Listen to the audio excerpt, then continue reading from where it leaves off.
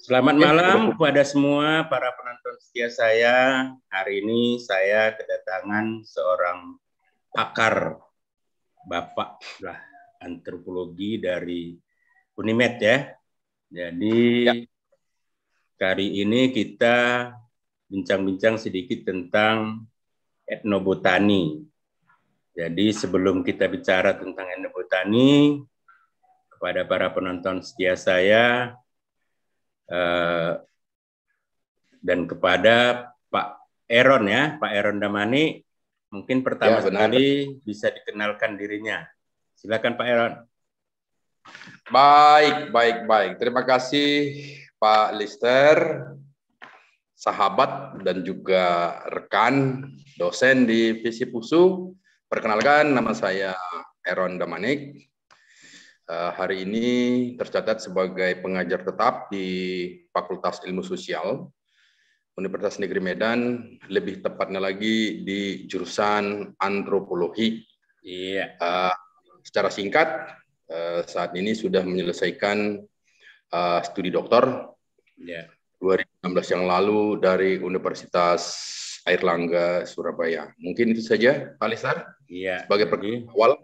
itu perkenalan pertama ya. Jadi Bapak kita ini atau Abang kita ini, saudara kita ini atau kerabat kita ini adalah seorang doktor dan staf pengajar tetap di Fakultas Ilmu Sosial Unimed ya. Jadi Pak Eron, saya mau tahu sedikit tentang kan di antropologi tahu ada namanya etnobotani, etnofarma dan lain sebagainya gitu kan. Mungkin Pak Eron bisa menjelaskan sedikit tentang konsep etnobotani itu apa kira-kira? Ya, baik. Terima kasih Pak Lister. Sebenarnya konsep etnobotani ini kan sudah lama dikenal sebagai sebuah bidang kajian di antropologi. Tidak saja di antropologi sebenarnya, tetapi juga ini sering menjadi topik yang menarik di biologi atau biologi juga ya? Iya, di MIPA ya. Biologi dan juga kimia, dan juga di dunia medis ataupun kedokteran gitu ya. Kenapa? Nah, semenjak tahun 1983 Indonesia itu sudah memasukkan etnobotani sebagai sebuah kajian. Kenapa? Nah, ini tidak jauh berbeda dengan berdirinya Eijkman Institute di Indonesia yang secara khusus itu mengkaji soal riset-riset DNA.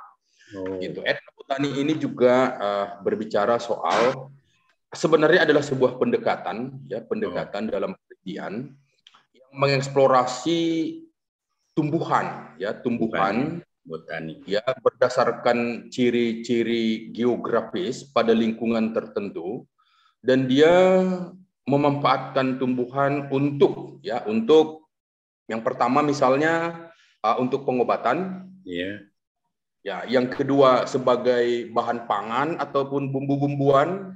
Oh, itu namanya no-food barangkali ya? Ya, sebagai pewarna dan juga kosmetika, kecantikan. Gitu, ya. Nah, cuman hari ini penyelidikan etnobotani itu cenderung didominasi oleh kedokteran, ya, terutama untuk penyembuhan. Gitu. Nah, ya, untuk pengobatan. Karena bagaimana kalau kita membaca bukunya Anderson, gitu ya, Anderson dalam antropologi kesehatan, di situ disebutkan bahwa kontribusi etnobotani terhadap penyakit dan juga menghasilkan obat misalnya, itu semua dieksplorasi dari pengetahuan masyarakat lokal, ya, masyarakat lokal yang disebut dengan etnomedicine tadi itu, etnomedicine. Nah, kemudian inilah yang pada akhirnya melahirkan apa yang disebut dengan etnobotani, memanfaatkan tanaman-tanaman sebagai sumber obat. Gitu. Etnomedicine itu adalah pengetahuan-pengetahuan lokal dari masyarakat untuk mengenali aneka jenis tumbuhan, dimanfaatkan sebagai obat, obat untuk sakit perut, diare, obat untuk masuk angin, obat untuk sesak napas dan lain segala macam. Gitu. Nah, sebenarnya konsep ini kan sangat berperan penting di dalam perkembangan ilmu kedokteran saat ini. Jadi sebenarnya seolah-olah kemudian bahwa etnobotani ini hanya dimanfaatkan oleh orang-orang kedokteran, medis, terus juga biologi dan kimia untuk menghasilkan obat-obat modern. Gitu. Saya kira itu adalah salah kaprah, ya, salah kaprah. Nah, karena kenapa? Gitu. Orang-orang leluhur kita juga misalnya itu memahami, ya, saya baca artikel, ya, hasil dari penelitian Marina Silalahi, seorang dosen juga di Pulau Jawa di UKSW, gitu. Dia meneliti misalnya, ya mohon maaf Pak Lista, gitu ya.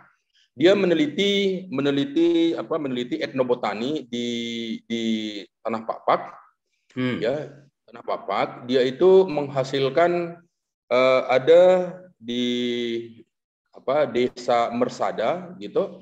Itu bisa menghasilkan, masyarakat di desa itu bisa mengenali 78 spesies tanaman, untuk dijadikan obat, mengobati ya, untuk mengobati itu 12 jenis penyakit. Jadi, nah ini kan penting. Jadi sebenarnya penting dan menarik. Dikembangkan sebagai pengobat modern, gitu. Leluhur kita paling tidak di desa tadi di Tanah Papak itu sudah mengenali ada 78 spesies untuk mengobati 12 penyakit, gitu. Nah, sama juga dengan penelitiannya si Silalahi ini, Marina Silalahi ini, ketika dia melakukan penelitian di Simalungun. Di Simalungun itu dia mengumpulkan seluruh informasi di Simalungun, gitu. Bahwa orang Simalungun itu berhasil mengidentifikasi etnobotani khas orang Simalungun itu 278 spesies. Ya, 278 spesies ini dipergunakan untuk mengobati 18 jenis penyakit naturalistik, ya, alamiah, 2 jenis penyakit personalistik. Gitu. Jadi karena apa itu penyakit naturalistik dan personalistik? Karena dalam antropologi kesehatan si Anderson itu disebut penyakit itu secara antropologis dibedakan 2. Penyakit yang pertama adalah penyakit naturalistik oleh perubahan iklim, perubahan alam, gitu. Hari ini perubahan cuaca ekstrim terjadi, ini berdampak kepada tubuh kita, kita bisa jadi demam, bisa jadi batuk, itu naturalistik. Ada juga penyakit yang disebabkan oleh personalistik, gitu ya. Kita percaya selalu ada busung yang dikirim orang, santet misalnya, ini dikirim orang. Kita mengganggu, kita masyarakat nelayan mengganggu komunitas makhluk gaib di laut sehingga kita bisa cedera, gitu. Nah, itu bisa diobati ternyata, gitu. Nah, jadi etnobotani sebuah pendekatan dalam penyelidikan jenis-jenis tumbuhan, ya, yang bermanfaat bagi manusia. Ini melahirkan yang disebutkan dengan etnoscience, ya, bagaimana pengetahuan manusia itu untuk mengeksplorasi aneka jenis tumbuhan. Kemudian ini menghasilkan spesifik di dalam pengobatan, ini etnomedicine, gitu. Itulah nanti juga akan berbeda-beda misalnya, ya, dalam hal pangan. Mengapa misalnya orang Mandailing di Sumatera Utara mampu mengenali rotan sebagai bahan pangan? Satunya di Sumatera Utara yang mengenali rotan muda sebagai bahan pangan itu hanya etnik Mandailing. Gitu. Itu biasanya pada saat Lebaran itu terkenal itu. Ya, terkenal. Dan beberapa rumah makan di Medan juga, rumah makan khas Mandailing, itu selalu menyajikan rotan sebagai salah satu menu. Gitu. Kenapa di Papak tidak ada? Kenapa di Simalungun nggak ada? Kenapa di Toba tidak ada? Gitu. Nah, pengetahuan lain juga misalnya, orang-orang Toba misalnya mempunyai pengetahuan etnoscience, ya, etnoscience, pengetahuan etnik, bagaimana itu mengubah air aren yang manis itu menjadi pahit dan mengandung alkohol yang memabukkan. Nah, itu kan berarti kan ada kepiawaian daripada leluhur untuk mengenali jenis-jenis kayu, dan kayu ini mampu memfermentasi air aren tadi sehingga mengandung alkohol. Begitu. Itu kan pengetahuan yang cukup bagus sebenarnya. Mungkin saya pernah ke Nias. Di sana ada juga namanya Pak Eron, kalau nggak salah Tuonipare. Ya, benar. Tuonipare itu dari nira juga, ya. Itu malah lebih dahsyat lagi karena warnanya pun sudah kayak alkohol benar, kayak spiritus ya. Kalau kita bikin korek api dia nyala. Ya. Itu benar Pak. Itu juga etnosains mereka, iya kan? Ya, etnosains mereka gitu. Jadi kita juga tahun berapa itu ya? Waktu saya juga pernah bertugas menjadi staf ahlinya Kapolres di Dairi, pernah melakukan apa? Mungkin Pak Lister kemarin itu ada ya di situ salah satu, saya lupa sebagai narasumber. Jadi kita melakukan eksplorasi terhadap tuak dan Kaptipmas gitu. Jadi ada di dalam sebuah makalah di situ disebutkan bahwa tuak nias itu misalnya nias itu misalnya memiliki kadar alkohol sampai 77%. Iya, tinggi bahkan sekali. Bahkan jauh di atas spiritus. Sifatnya ini terbang dan ketika disemburkan, dimantik dengan api, ini bisa terbakar gitu. Kalau tuak tidak sampai seperti itu. Karena kadar alkohol pada tuak itu masih sangat rendah. Ya, masih di bawah 30-an persen. Gitu. Nah, ini sebenarnya ya pengetahuan ini yang penting gitu ya. Hari ini misalnya di tengah-tengah serbuan makanan instan, juga berbagai jenis penyakit yang mematikan di kita. Apakah misalnya ya penyelidikan etnobotani ini ya berkontribusi? Apakah ada di tengah-tengah lingkungan masyarakat kita khususnya di Sumatera Utara memiliki etnosains ya dengan pendekatan etnobotani untuk menangkal ataupun mengatasi penyakit-penyakit katakanlah kanker gitu, kolesterol, asam urat begitu. Nah, hasil penyelidikannya Marina Silalahi juga di Tanah Karo, ya itu menyebutkan bahwa masyarakat Karo itu ya mengenali jenis penyakit, jenis etnobotani yang bisa mengatasi penyakit kanker, gitu. Nah, ini kan menarik sekali, gitu ya. Selama ini misalnya dunia itu dibingungkan oleh penyakit HIV/AIDS yang tidak kunjung bisa ditemukan penawarnya, gitu. Tetapi orang masyarakat di Papua gitu, meskipun belum final sampai hari ini, mereka punya tradisi, mereka punya etnosains ya untuk menangkal atau mereduksi penyakit HIV/AIDS gitu. Ini kan sangat membanggakan sebenarnya. Cuman ya lagi-lagi eksekusinya di tangan orang-orang medis ini saya kira yang bermasalah gitu ya. Penyelidik membawa tindak lanjutnya lah ya. Ya, membawa pendekatan dari pengetahuan itu ya, membawa pendekatan emik yaitu pengetahuan lokal ataupun etnosains terhadap etnobotani ke laboratorium dengan pendekatan etik gitu. Nah, saya kira kita selalu kegagalan di sini ya.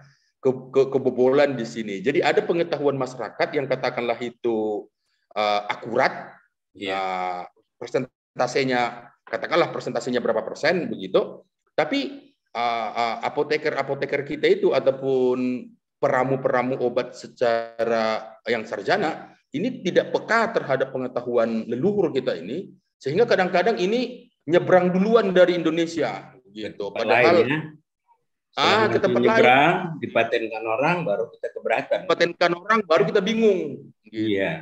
Jadi ini sekedar sharing juga Pak Heron ya. Jadi terkait dengan etnobotani, saya lupa tahunnya 4 atau 5 tahun yang lalu. Sebenarnya kita dari LP HUSU ya, khususnya Departemen Antropologi hari itu banyak kita dipakai, juga pernah melakukan penelitian itu. Jadi saya pada saat itu ketepatan koordinator di Pak Barat.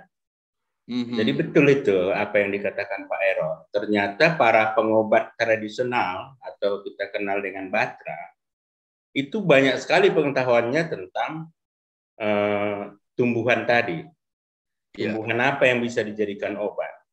Kadang-kadang daunnya, kadang-kadang kulitnya, kadang-kadang akarnya. Cuman masalahnya betul. Itu stop hanya dieksplorasi dan diidentifikasi. Saya nggak tahu kabarnya sekarang, sudah 4 tahun lebih, nggak ada kabarnya tindak lanjut daripada hasil penelitian itu. Padahal itu multidisiplin Pak Heron pada saat itu. Ya, betul. Ya, ada ahli biologinya, ada ahli kesehatan masyarakatnya, karena pada saat itu semua pengetahuan para batra itu kita ambil, kemudian diawetkan, dan ini dikirim sebenarnya ke kementerian. Ada sampel yang dikirim berarti ya? Iya, udah kami kirim gitu. Jadi betul. Jadi Sumatera Utara ini juga cukup kaya dengan pengetahuan masyarakat, khususnya para pengobat tradisional tentang obat dari tumbuh-tumbuhan. Iya. Belum lagi dari binatang mungkin, dari hewan, betul. Kan? Betul. Bisa juga itu ya. Iya. Jadi tapi intinya kira-kira kalau bicara etnobotani berarti etnos dan botani lah kira-kira gitu ya. Ya. Iya. Mungkin ada lagi tambahan dari Pak Heron? Ya.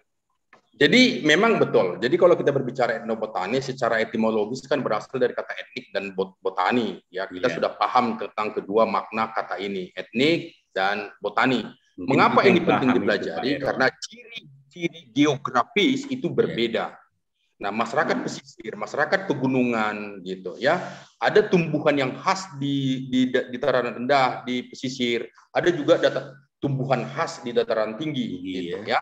Jadi ini mempengaruhi etnosains masyarakat untuk mengenali lingkungan, termasuk jenis-jenis flora dan binatang, ya animalianya, dan ini juga berkontribusi bagi kesehatan, bagi pangan, bagi kecantikan gitu oleh manusianya gitu ya.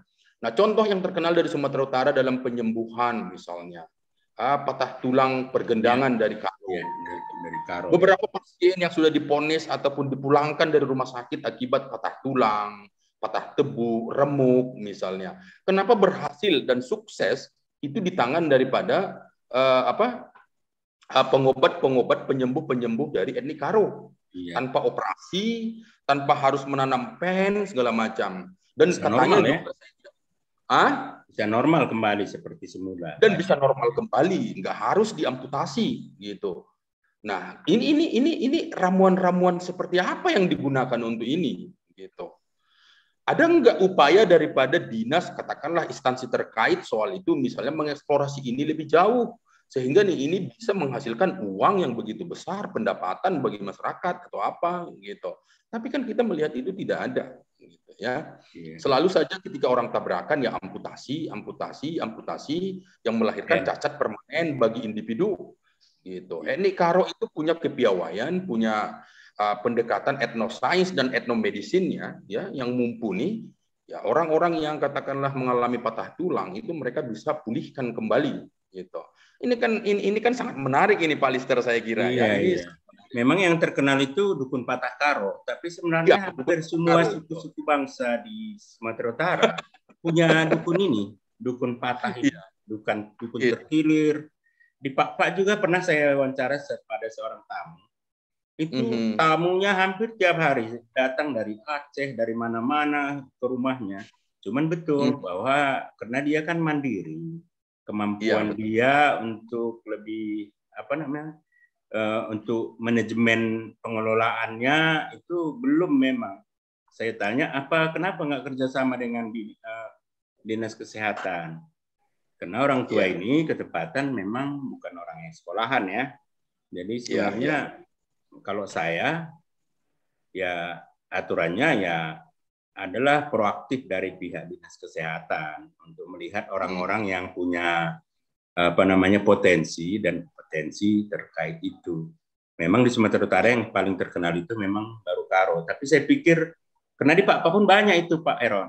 Cuman karena di kampung-kampung ya mereka tidak bisa mengandalkan itu. Jadi mereka sebagai petani kemudian malam-malam mungkin mengobati patah tulang, terkilir dan lain sebagainya. Atau kalau memang siang dia harus pulang dari ladang dulu gitu ya.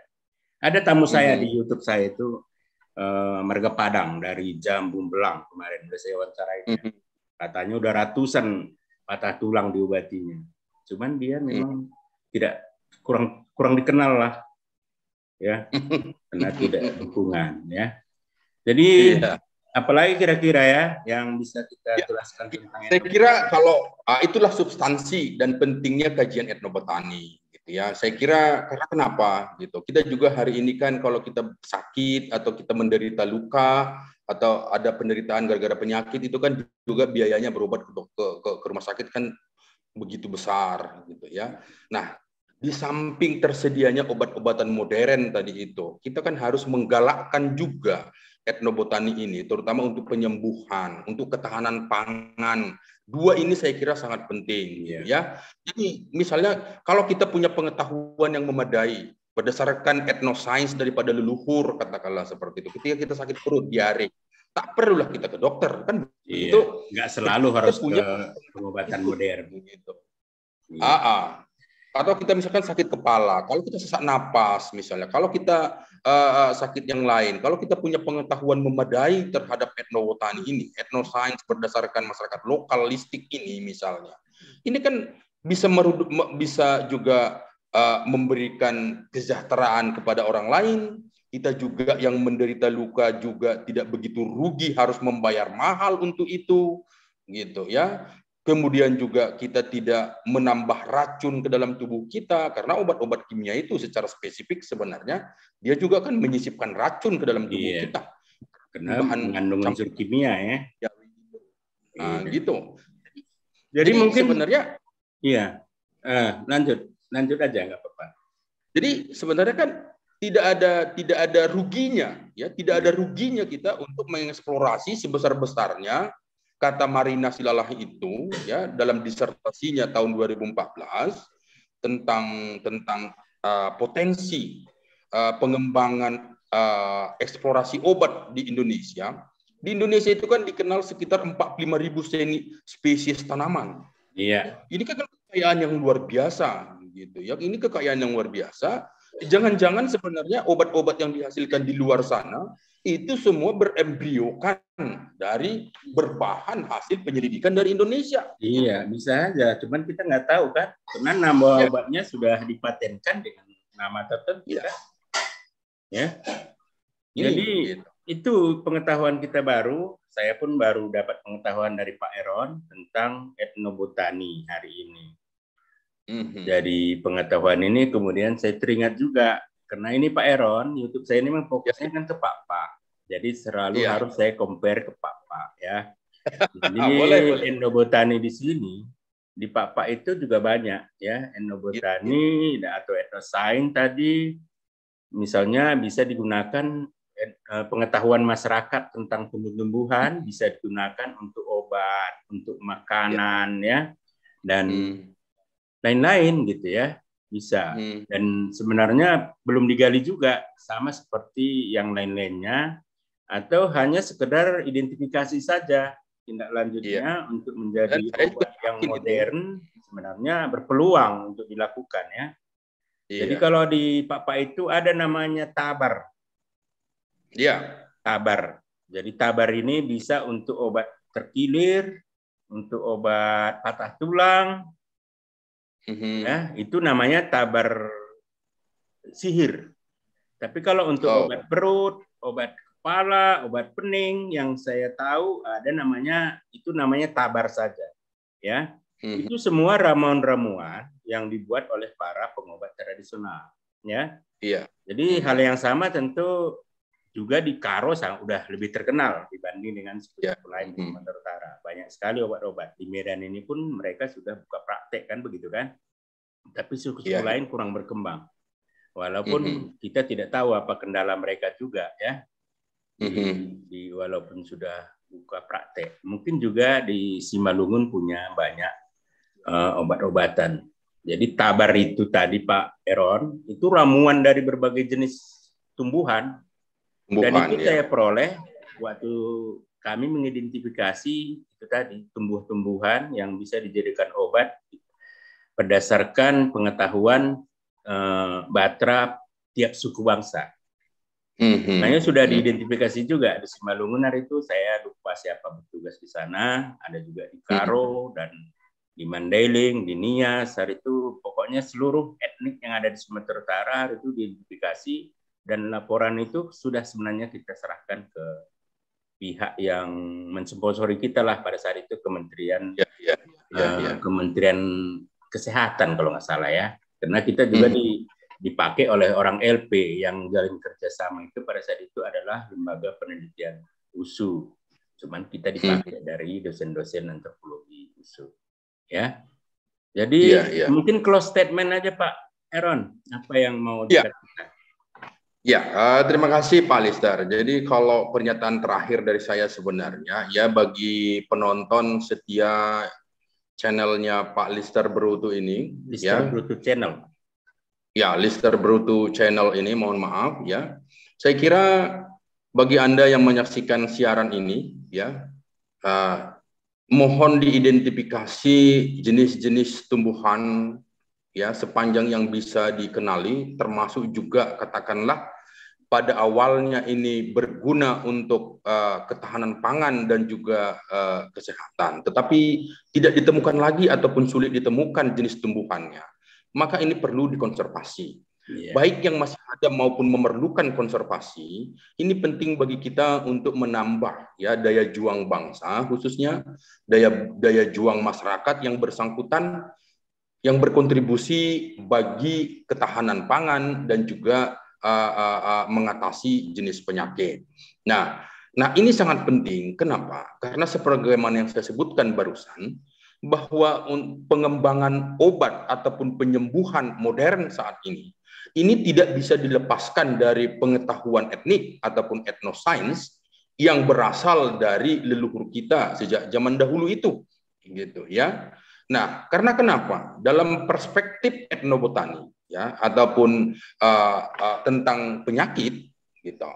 Orang-orang kedokteran, orang-orang farmasi katakanlah seperti itu. Nah, mereka pasti bertanya duluan kepada masyarakat bagaimana ketika ada penyakit diare gitu. Maka jawaban-jawaban dari kita kemudian dikumpulkan oleh orang yang bersangkutan dari pihak medis. Nah, pengetahuan berdasar emik tadi lalu dibawa ataupun diuji ke laboratorium untuk diuji secara saintifik. Baru nanti ada uji klinis, baru ada uji BPOM, termasuk juga dengan uji kehalalan gitu. Barulah produk itu dilempar ke pasar gitu. Jadi ini penting sekali kepada pemirsa setia, bagaimana untuk memanfaatkan ya aneka jenis tumbuhan di sekitar kita untuk mengatasi ataupun untuk mereduksi jenis-jenis penyakit yang ada di lingkungan kita. Nah, inilah sebagai pernyataan penutup dari saya betapa pentingnya sebenarnya dan tidak ada ruginya juga ya kita memanfaatkan misalnya tumbuhan-tumbuhan etnobotani itu. Misalnya saya berikan contoh terakhir. Nah, kita sering sekali ada yang dikenali dengan rumput pegagan. Gitu ya. Kandungan utama daripada rumput ini adalah hanya untuk menambah daya ingat. Inilah yang kemudian diekstrak menjadi satu jenis penambah daya ingat, gitu. Padahal mungkin saja di tanah papat, terutama tanah yang berpasir dan dataran yang agak dataran tinggi, gitu. Rumput ini tumbuh dengan masif. Kita tentu saja bisa memetik daun tadi, lalu membersihkannya, lalu memakannya, gitu. Jadi mengapa kita harus perlu membeli obat-obat yang tersedia di sana di apotek-apotek gitu. Sementara kita bisa memanfaatkan itu sendiri gitu. Nah, pembelajaran ini yang penting saya kira Pak Lister dan juga pemirsa setia. Mungkin itu saja Pak Lister, terima kasih. Iya, terima kasih Pak Aaron. Jadi tadi tanaman apa tadi pegagan. Papaga, Simalungun papaga. Jadi saya teringat waktu saya riset dulu penelitian mengidentifikasi di Pak itu ada namanya Gagaten Biahat. Gagaten Biahat ini betul masih di gunung di puncak di lereng-lereng bukit. Dan itu saya coba waktu saya ke hutan, saya coba memang ini kayaknya punya kayak ginseng gitu ya. Kalau kita makan itu kita tidak lapar, tenaga kita kuat. Tidak lapar dan kita tidak capek. Itu saya buktikan pada saat itu. Langsung saya gigit semua peserta, termasuk bukan saya, karena kita ke gunung itu kan rame-rame ya sama bateranya. Jadi bateranya bilang coba kalian gigit, pasti sampai sore kalian kuat. Betul, ya. Jadi itu kan belum dibuktikan, ya. Jadi sebenarnya betul, jadi kaya. Jadi itu saja mungkin bincang-bincang kita hari ini. Terima kasih Pak Aaron telah mau menjadi tamu istimewa saya pada hari ini. Ya, mudah-mudahan sehat selalu dan terima kasih. Ini mudah-mudahan ada manfaatnya bagi kita semua dan juga mungkin bagi pemerintah daerah lah. Bisa juga lah. Kita bisa kok melakukan penelitian itu. Iya kan Pak Aaron? Bisa kita lakukan penelitian itu. Kita siap. Mungkin saya menula Pak Aaron masih lebih muda. Dia siap pergi pun ke gunung-gunung, ke hutan-hutan, menemani para pengobat tradisional kita untuk mengenali berbagai jenis tumbuhan. Jadi intinya etnobotani ini adalah sebenarnya masyarakat Indonesia, Sumatera Utara khususnya kaya pengetahuan tentang tumbuh-tumbuhan yang bisa dimanfaatkan untuk obat, bisa dimanfaatkan untuk makanan dan lain sebagainya yang sampai sekarang belum tereksplorasi dan apalagi untuk digunakan yang bisa bermanfaat secara ekonomi bagi masyarakat yang punya pengetahuan. Mungkin begitu saja Pak Aaron. Bahasa Simalungennya Johan-Jua apa? Horas juga ya. Ya, Johan-Jua Pak Aaron, sehat selalu, kirim salam sama semua rekan-rekan di Unimed ya. Ya, baik. Jangan lupa like, subscribe, dan share video kita ini. Mudah-mudahan semua ada manfaatnya. Salam sehat selalu, Pak Aaron. Salam sehat, Pak Lister. Salam sehat. Ya.